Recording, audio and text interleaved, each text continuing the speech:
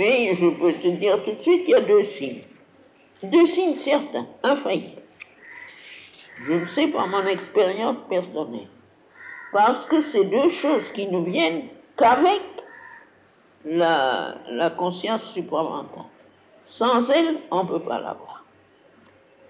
Tous les efforts yogiques, toutes les disciplines, toutes les tapasyas ne peuvent pas vous donner ça, tandis que ça vient presque automatiquement avec la conscience supramentale.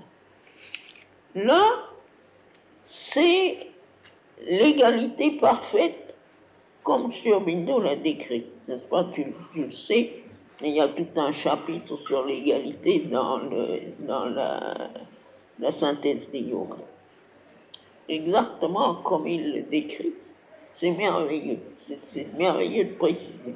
Mais cette égalité-là, qui n'est pas une égalité d'âme, n'est-ce pas? C'est une espèce d'état particulier où on est en relation avec toute chose, extérieure et intérieure, de la même manière, et pour chacune de la même manière. Ça, c'est vraiment une égalité parfaite. Les vibrations qui viennent des choses, des contacts, n'ont pas le pouvoir de changer cet état. Alors ça, je ne lui ai pas donné toutes ces explications, je l'ai mis en quelques mots, justement pour une sorte de test de son intelligence. Je l'ai mis d'une façon un peu cryptique pour voir s'il comprend. Ça, c'est le premier. Et le second, c'est un sens d'absolu dans la connaissance. Ça, je te l'ai dit que je l'avais eu avec mon expérience.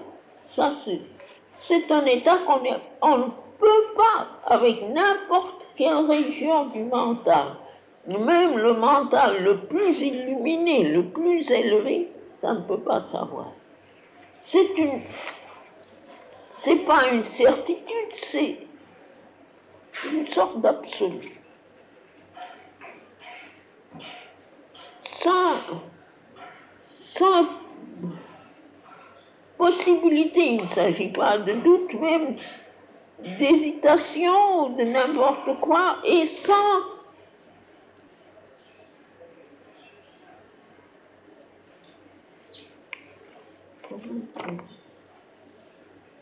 n'est-ce pas, la connaissance mentale, même la plus haute, est une connaissance,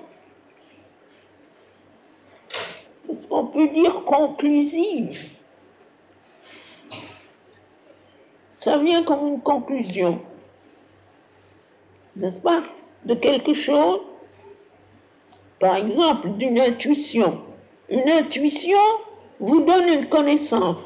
Alors, la connaissance est comme la conclusion de l'intuition, tu comprends? Même quand ce sont des choses qui sont reçues comme des révélations. Tout ça, c'est toujours quelque chose, c'est le mot de conclusion qui me vient, je ne sais pas comment. Et ça, c'est pas ça. C'est une sorte d'absolu. C'est quelque chose de...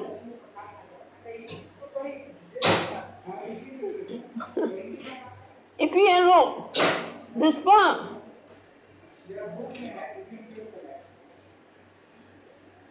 C'est le sentiment de ça qui est tout à fait exceptionnel.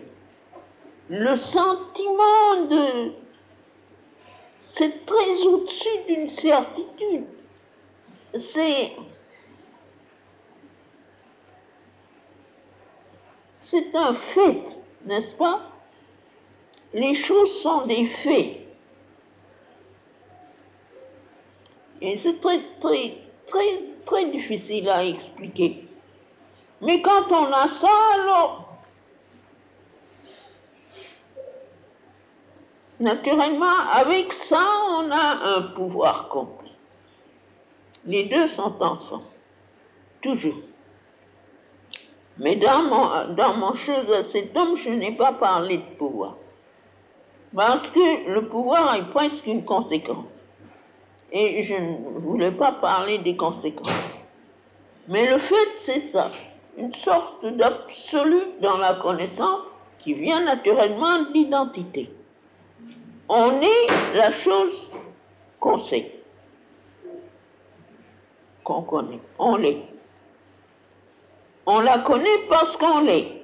On l'est, n'est-ce pas, comme ça. Ça, quand ces deux choses-là, il faut les deux. L'une sans l'autre, c'est pas complet. Quand on a les deux, alors on peut être sûr que quelqu'un a été en contact avec le supramental. Mais rien de moins que ça. Alors les gens qui vous parlent d'avoir reçu de la lumière, n'est-ce pas, ils en ont plein la bouche. Mais avec ça, on est sûr de ça, de sa perception. Et c'est tout à fait évident qu'avec ces deux choses-là, vraiment, ce que Sri Aurobindo dit, you step in another world. Vous sortez de tout cet hémisphère et vous entrez dans un. On a le sentiment. Le jour où ça sera installé, alors là, ça sera bien. Et n'est-ce pas, ce n'est pas le résultat ni d'une aspiration, ni d'une recherche, ni d'un effort, ni d'un patient, rien du tout, ça vient. Bon. Et quand ça s'en va, il reste comme une sorte d'empreinte dans le sable, dans la conscience. On a l'impression que la conscience, c'est comme une couche de sable. Ça a laissé une empreinte. Si on remue trop l'empreinte, ça va. Si on est bien tranquille, elle est là.